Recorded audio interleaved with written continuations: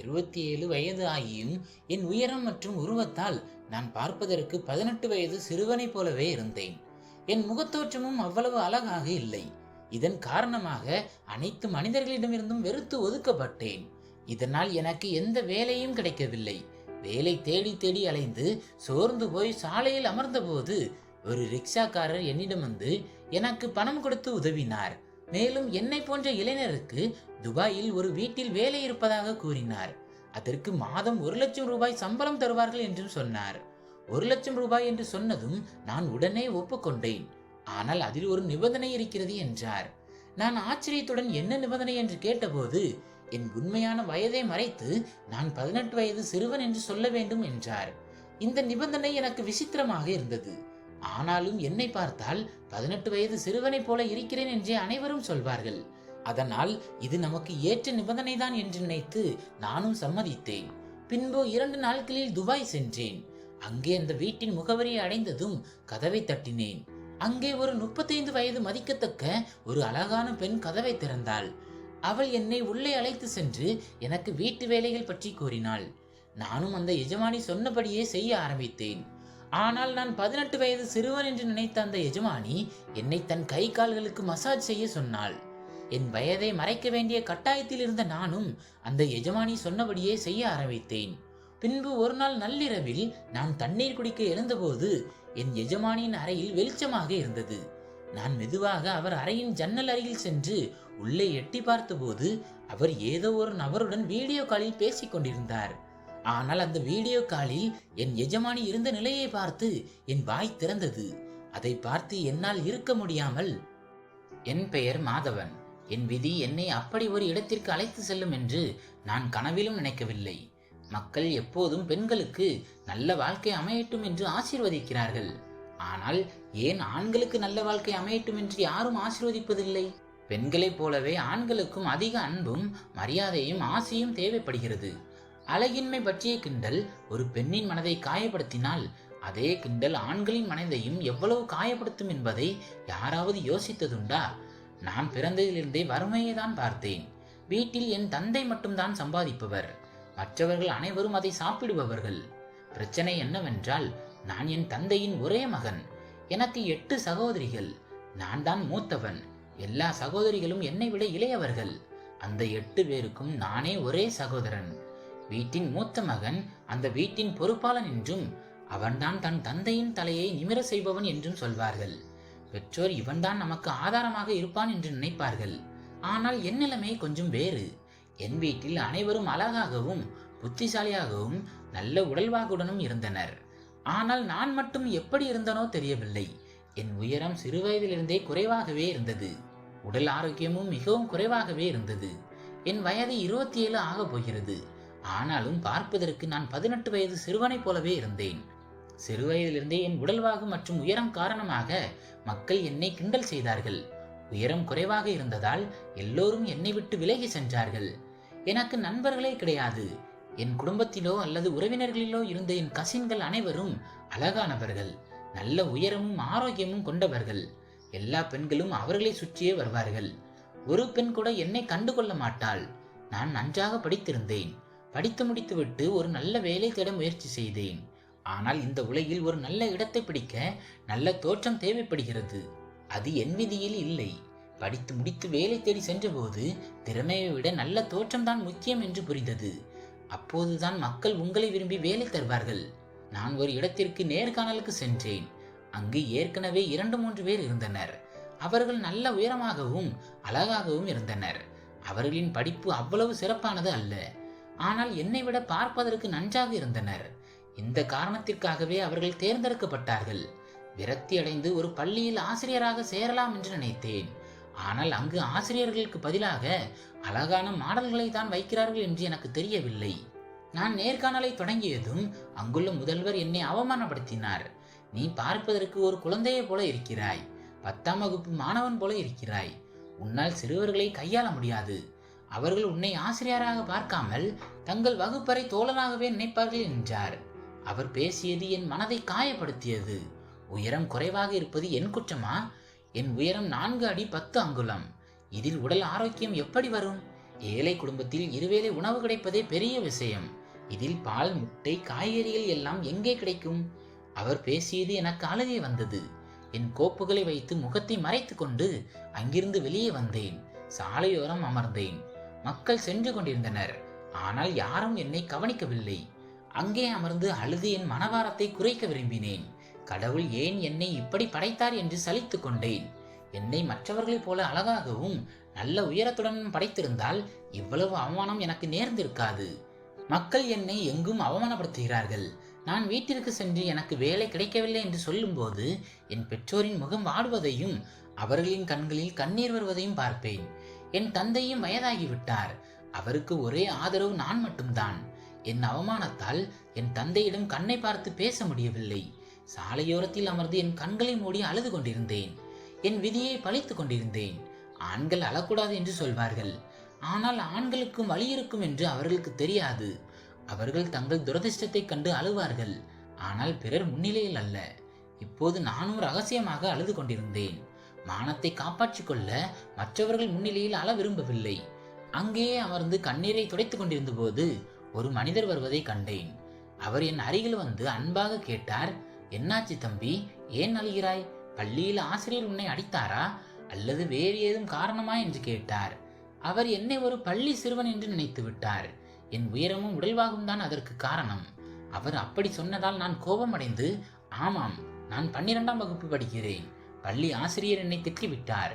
ஏனென்றால் என்னிடம் பள்ளி கட்டணம் கட்ட பணமில்லை என்று சொல்லிவிட்டு என் கோப்புகளை எடுத்துக்கொண்டு நடக்கத் தொடங்கினேன். எல்லாரும் என்னை சிறுவன் என்றே நினைக்கிறார்கள். என் முகம் அவ்வளவு மோசமாகவும் இருக்கிறது. அவர், என்னாச்சு தம்பி, ஏன் கவலையாக இருக்கிறாய் என்று கேட்டிருக்கலாம். நான் கோபத்தில் அங்கிருந்து கிளம்பும் போது அந்த மனிதர் திடீரென என்னை தடுத்து நிறுத்தினார். அவர் அழைத்ததும் என் கால்கள் நின்று விட்டன. ஏனென்றால் அவர் சொன்ன விஷயம் அப்படி இருந்தது. நான் உடனே நின்று விட்டேன். என்னிடமிருந்து பணம் வாங்கிக்கொள், உனக்கு எவ்வளவு பணம் தேவை, நான் தருகிறேன் என்றார். நான் கோபத்தில் ஒரு பள்ளி மாணவன் என்று சொல்லியிருந்தேன். ஆனால் அவர் அதை உண்மை என நம்பிவிட்டார். மனித நேயத்தின் அடிப்படையில் அவர் எனக்கு உதவ முன்வந்தார்.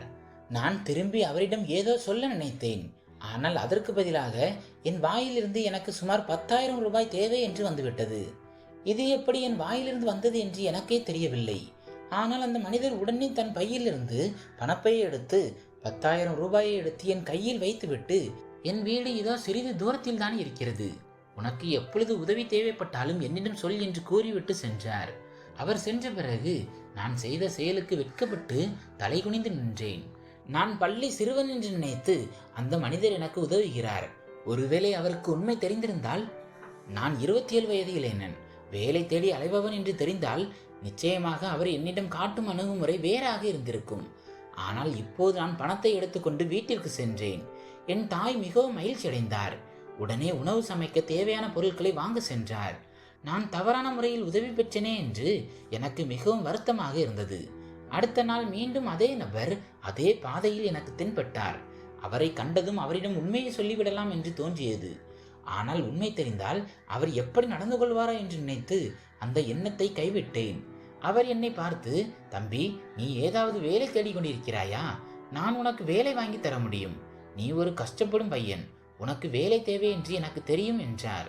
நான் அதிர்ச்சியுடன் அவரை பார்த்து, அப்படியானால் நான் பள்ளியில் மாணவன் இல்லை என்பது உங்களுக்கு தெரியுமா என்று கேட்டேன். அவர் ஆச்சரியத்துடன், ஆம், உன் முதுகில் பள்ளி பை இல்லை, உன் கையில் வேலைக்கான நேர்காணல் கோப்பு இருந்தது, அதை பார்த்தே புரிந்து கொண்டேன் என்றார். நான் திகைத்து போய், எல்லாம் தெரிந்திருந்தும் ஏன் எனக்கு உதவினீர்கள் என்று கேட்டேன்.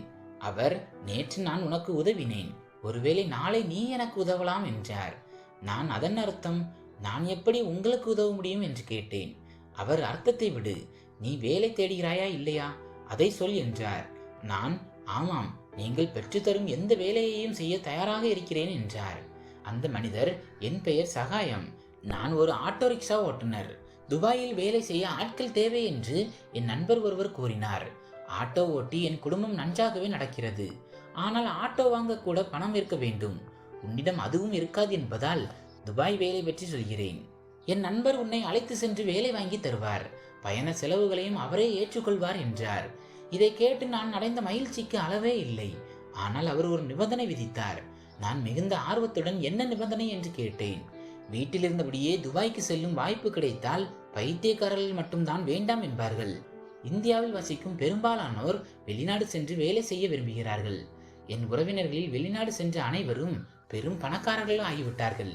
நான் என் தந்தையிடம் இது பற்றி கேட்டபோது வெளிநாடு செல்ல நிறைய பணம் தேவை, நம்மிடம் உணவிற்கே வழியில்லை என்று வருத்தப்பட்டார். அப்படிப்பட்ட சூழ்நிலையில் எனக்கு துபாய் செல்லும் வாய்ப்பு தேடி வந்ததை என்னால் நம்ப முடியவில்லை. ஆனால் அவர் சொன்ன நிபந்தனையை கேட்டதும் என் காலடியில் இருந்த பூமி நழுவியது போன்ற உணர்வு ஏற்பட்டது. அந்த நிபந்தனை அப்படிப்பட்டது. அதை கேட்டவுடன், இல்லை அண்ணா, என்னால் இந்த நிபந்தனையை ஏற்க முடியாது, இது எனக்கு சாத்தியமில்லாத விஷயம் என்று கூறிவிட்டேன். அந்த மனிதரின் நிபந்தனை என்னவென்றால் நான் என் அடையாளத்தை மறைக்க வேண்டும் என்பதுதான். அதன் அர்த்தம் என்னவென்று கேட்டபோது அவர், துபாய்க்கு சென்றால் நல்ல வருமானம் ஈட்டலாம், அது உன் வாழ்க்கையே மாற்றிவிடும், உன் வீட்டு சூழ்நிலையும் மிக சிறப்பாக மாறும், அங்கே உன் வயது 18 என்று சொன்னால் போதும், ஆனால் உனக்கு 27 வயது என்பதோ நீ ஒரு முதிர்ச்சியடைந்த வாலிபன் என்பதோ யாருக்கும் தெரியக்கூடாது, இல்லையெனில் உனக்கு அங்கு வேலை கிடைக்காது. ஆனால் நீ உன்னை 18 வயது இளைஞன் என்று காட்டிக்கொண்டால் உனக்கு ஒரு அற்புதமான வேலை கிடைக்கும், அது உன் குடும்பத்தை ராஜ வாழ்க்கை வாழ வைக்கும் என்றார். அவர் ஏன் என்னிடம் அப்படி ஒரு நிபந்தனை வைக்கிறார் என்று புரியவில்லை. உண்மைதான், என் உடல்வாகு மற்றும் உயரம் பார்ப்பதற்கு 18 வயது வாலிபனைப் போலவே இருந்தது. ஆனால் இந்த அனுபவமும் இல்லாத இவ்வளவு சிறிய பையனுக்கு யார் வெளிநாட்டில் வேலை தருவார்கள்? நான் அவரிடம், கொஞ்சம் யோசிக்க எனக்கு நேரம் கொடுங்கள், என் குடும்பத்தினரிடம் அனுமதி கேட்டுவிட்டு பதில் சொல்கிறேன் என்று கூறி வீட்டிற்கு வந்தேன். 2 நாட்களில் பதில் சொல்வதாக கூறியிருந்தேன். ஆனால் இந்தியாவில் எனக்கு எதிர்காலமே இல்லை.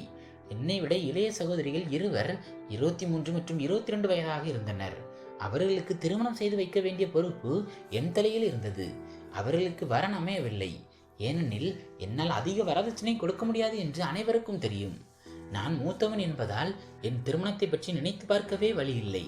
எனவே என் சகோதரிகளின் திருமணத்தை பற்றி தான் முதலில் யோசிக்க வேண்டியிருந்தது. வீட்டின் சூழ்நிலையை பார்த்தபோது அந்த நபர் சொன்னதை செய்ய முடிவு செய்தேன். காலையில் அவரிடம் சென்று, நீங்கள் சொல்வதை அப்படியே செய்கிறேன், நான் வேலைக்கு தயார் என்றேன். என் வீட்டில் ஒரு நல்ல நிறுவனம் துபாயில் வேலைக்கு அழைத்திருப்பதாக பொய் சொல்லிவிட்டு சென்றேன். அங்கே என்ன வேலை செய்ய போகிறோம் என்று எனக்கே தெரியாத போது அவர்களிடம் என்ன சொல்வது?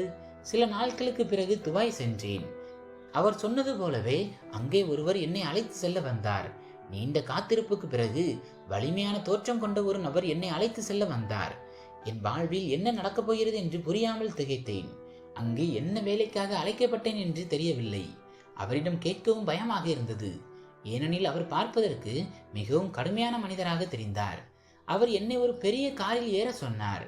ஏறக்குறைய 1 மணி நேர பயணத்திற்கு பிறகு ஒரு பெரிய பங்களாவின் முன்னால் காரை நிறுத்தி என் கையில் ஒரு அடையாள அட்டையை வைத்து, உள்ளே சென்று இதை காட்டு, இதில் உன் வயது 18, உன் பெயர் மோஹித் என்று இருக்கிறது, உன் உண்மையான பெயரை சொல்ல முயற்சி செய்யாதே, ஜாகிரதை, இல்லை என்றால் உன்னை வாழ்நாள் முழுவதும் சிறையில் அடைத்து விடுவார்கள் என்றார்.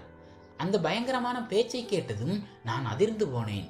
இது எனக்கு அந்நிய தேசம், எனக்கு துணையாக யாரும் இல்லை என்பதால் அந்த மனிதரிடம் எதுவும் பேச முடியவில்லை. நான் ஒரு சிறைபிடிக்கப்பட்டவனைப் போல உணர்ந்தேன். அவர் என்னை வீட்டிற்குள் அழைத்து சென்றார். அது ஒரு துபாய் ஷேக்கின் வீடு. அந்த ஷேக்கின் மனைவி அழகான உடைகள் அணிந்து என் முன்னால் வந்தாள். என்னை மேலிருந்து கீழாக பார்த்தாள். அந்த பெண்ணை பார்க்க எனக்கு பயமாக இருந்தது.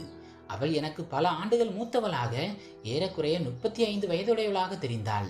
ஆனால் அந்த நேரத்தில் நான் 18 வயது இளைஞன் என்று காட்டிக்கொள்ள வேண்டியிருந்தது.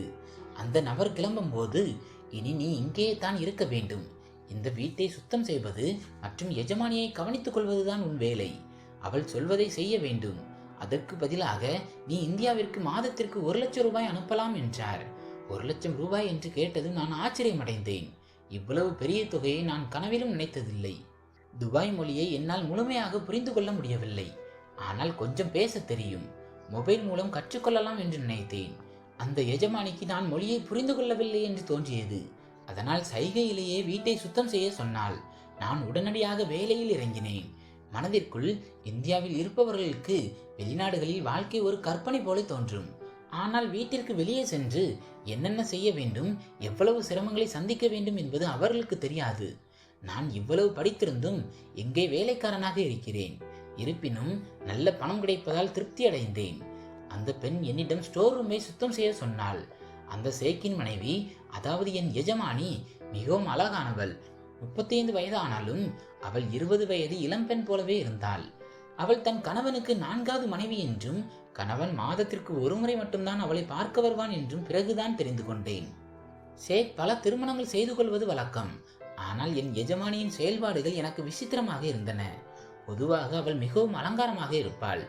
ஆனால் கணவன் வரும் நாளில் அவள் மேக்கப் கூட இல்லாமல் சாதாரண உடையில் இருப்பாள். அவள் ஏன் அப்படி செய்கிறாள் என்று எனக்கு புரியவில்லை. வீட்டில் என்னை தவிர வேறு வேலைக்காரர்கள் யாரும் இல்லாததால் யாரிடமும் கேட்க முடியவில்லை.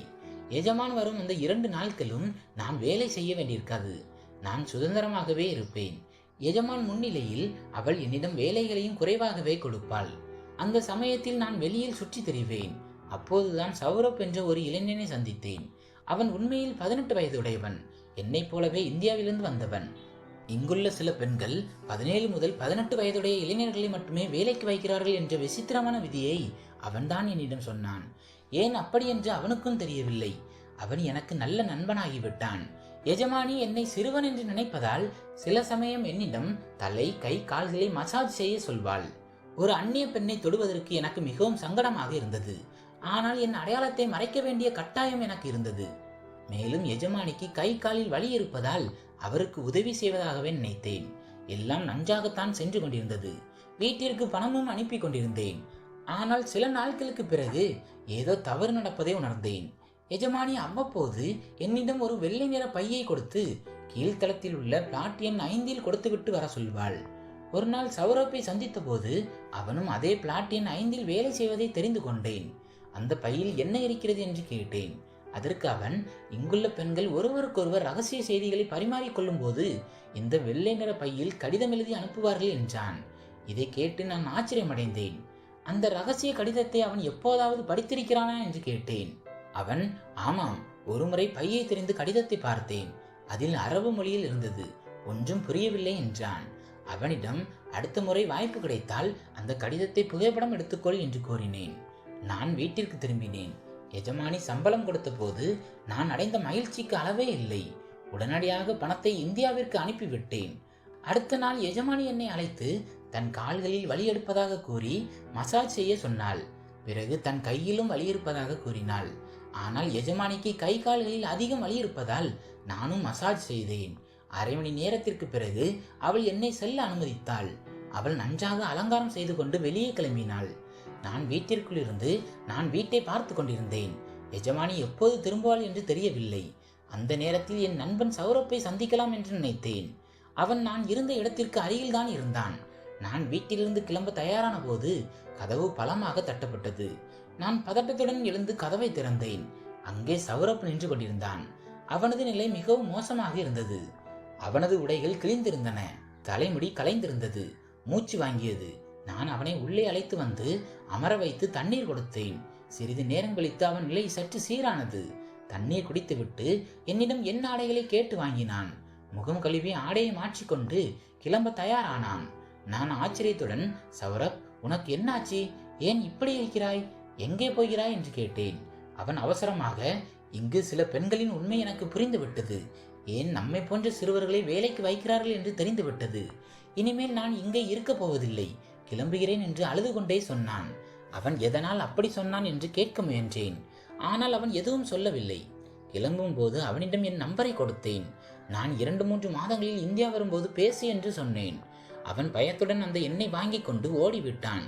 அடுத்த நாள் காலை பிளாட் எண் 5 இருந்த வேலைக்காரன் தன் எஜமானியை அடித்து காயப்படுத்திவிட்டு தப்பி ஓடிவிட்டான் என்ற செய்தி ஊர் முழுவதும் பரவியது.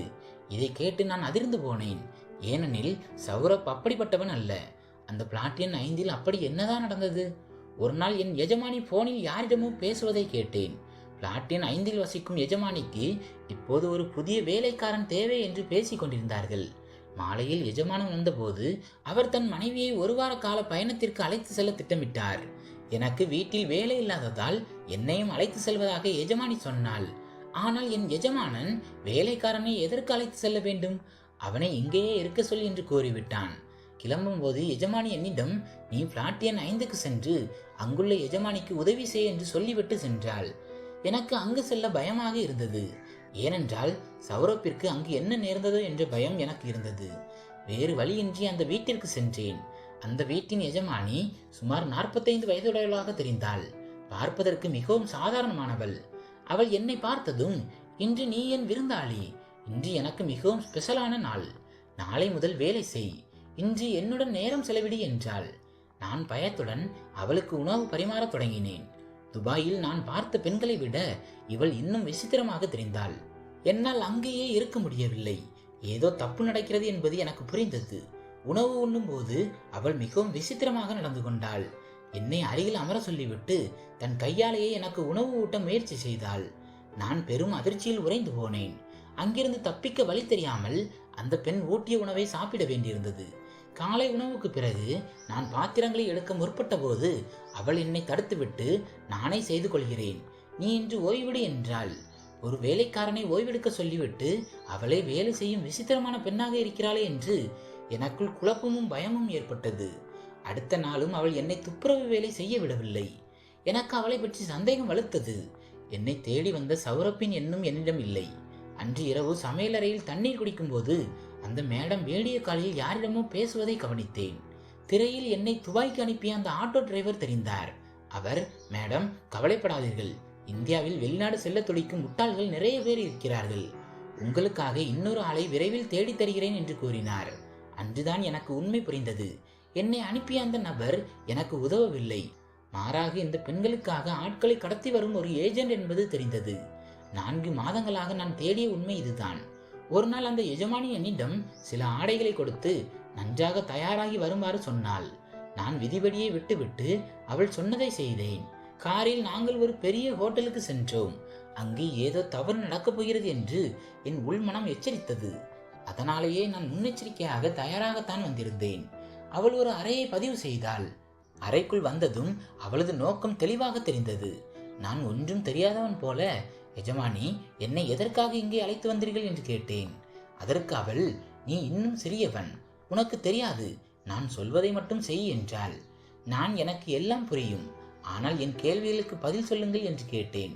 அவள் சிரித்துக்கொண்டே, நான் சொல்வதை கேள் என்றாள். உடனே நான், இந்த கேவலமான வேலையில் நீங்கள் மட்டும்தான் இருக்கிறீர்களா, அல்லது இங்கு சில பெண்கள் இப்படிதான் ஏமாற்றுபவர்களா என்று கேட்டேன். அவள் சிரித்துக்கொண்டே, நீ என்னை திட்டி பேசினாலும் எனக்கு கவலை இல்லை. இங்கே வசிக்கும் சில பெண்கள் விவாகரத்தானவர்கள் அல்லது சேக்குகளின் 2வது 3வது மனைவிகள், கணவர்களால் புறக்கணிக்கப்பட்டவர்கள், ஆனால் பணக்காரர்கள். அவர்களுக்கு துணையாக ஆண்கள் இல்லை. தன் ஆசைகளை அடைய அவர்கள் இந்த வழியை தேர்ந்தெடுக்கிறார்கள். நாங்கள் அந்த ஆட்டோக்காரனுடன் ஒப்பந்தம் செய்துள்ளோம். அவன் எங்களுக்கு 18 வயதுடைய இளைஞர்களை கொண்டு வந்து தருகிறான். அவர்களை வேலைக்கு வைக்கும் சாக்கில் நாங்கள் எங்கள் எண்ணங்களை நிறைவேற்றிக் கொள்கிறோம் என்று ஒப்புக்கொண்டாள். சௌரப்பிற்கு என்ன நடந்தது என்று கேட்டேன். அவன் எனக்கு பிடித்திருந்தான், ஆனால் அவன் என்னை நிமிர்ந்து கூட பார்க்கவில்லை. என் தோழி ஒருத்தி வந்தபோது அந்த இளைஞன் அவளுக்கு பிடித்து போய் அவனுடன் சில மணி நேரம் கழிக்க விரும்பினாள். அது சௌரப்பிற்கு தெரிந்துவிட்டது என்று கூறினாள். சௌரப் தனக்கு மயக்க மருந்து கலந்து கொடுத்து விட்டுதான் தப்பி ஓடினான் என்று அவள் சொன்னாள். சௌரப்பிடம் அப்படி நடந்து கொண்ட அந்த பெண் வேறு யாரும் அல்ல, அது என் எஜமானிதான் என்று தெரிந்ததும் நான் அதிர்ச்சியில் உறைந்து போனேன். அந்த நாளில் என் எஜமானி கிளம்பி சென்றது இப்போது எனக்கு புரிகிறது. அந்த பெண் தன் திட்டத்தை சொல்லி, இப்போது உன்னிடம் தப்பிக்க வழியே இல்லை, என் நிபந்தனையை நீ ஏற்க வேண்டும், இல்லை என்றால் திருட்டு பழி சுமத்தி உன்னை போலீசில் ஒப்படைத்து விடுவேன் என்று மிரட்டினாள். அவள் என்னை எளிதில் ஏமாற்றி விடலாம் என்று நினைத்தாள். ஆனால் நான் பார்ப்பதற்கு 18 வயது வாலிபனை போல இருந்தாலும் என் மூளை 27 வயது இளைஞனுடையது என்பதை அவள் அறியவில்லை. அவள் கொடுத்த அதே பானத்தில் நான் மயக்க மருந்து கலந்து அவளுக்கு கொடுத்துவிட்டு அவள் ஆழ்ந்து உறங்கும் வரை காத்திருந்தேன். என் திட்டத்தின் அடுத்த கட்டமாக என் எஜமானியின் கணவருக்கு போன் செய்து எல்லா உண்மைகளையும் சொன்னேன். நான் மறைமுகமாக பதிவு செய்திருந்த ஆதாரங்களையும் அவருக்கு அனுப்பினேன். அவர் உடனடியாக போலீசாருடன் வந்து அந்த பகுதியில் இருந்த அனைத்து மோசமான பெண்களையும் கைது செய்ய வைத்தார். அதில் என் சொந்த எஜமானியும் அடங்குவார். அவர் தன் மனைவியை விவாகரத்து செய்தார். சிறுவர்களை மிரட்டி தங்களுக்கு சாதகமாக பயன்படுத்தி கொண்ட அந்த பெண்களின் சதி திட்டம் முறியடிக்கப்பட்டது. நான் ஒரு சிறுவன் என்று நினைத்த அவர்களின் அறியாமைதான் இன்று என்னை காப்பாற்றியது. சவரப்பை போல ஓடிவிடாமல் பல அப்பாவி இளைஞர்களை காப்பாற்ற நான் துணிச்சலுடன் போராடினேன். அந்த எஜமான் என் திறமையை கண்டு தன் நிறுவனத்திலேயே எனக்கு ஒரு நல்ல வேலையை கொடுத்தார். இன்று நான் என் குடும்பத்திற்கு மாதம் 1 லட்சம் ரூபாய் அனுப்பி வைக்கிறேன். என் சகோதரிகளின் திருமணமும் சிறப்பாக முடிந்துவிட்டது. நண்பர்களே, சிலர் பெண்கள் மட்டும்தான் அதிகம் துன்புறுத்தப்படுகிறார்கள் என்று நினைக்கிறார்கள். ஆனால் சில நேரத்தில் ஆண்களும் துன்புறுத்தப்படலாம் என்பதை அனைவரும் உணர வேண்டும். நான் இன்னும் பலரை இந்த சுரண்டல் வலையிலிருந்து மீட்க தொடர்ந்து முயற்சி செய்து வருகிறேன். நான் இங்கே துபாயிலேயே செட்டில் ஆக விரும்புகிறேன். விரைவில் என் குடும்பத்தாரையும் இங்கு அழைத்து வருவேன். நான் இப்போது மிகவும் மகிழ்ச்சியாக இருக்கிறேன்.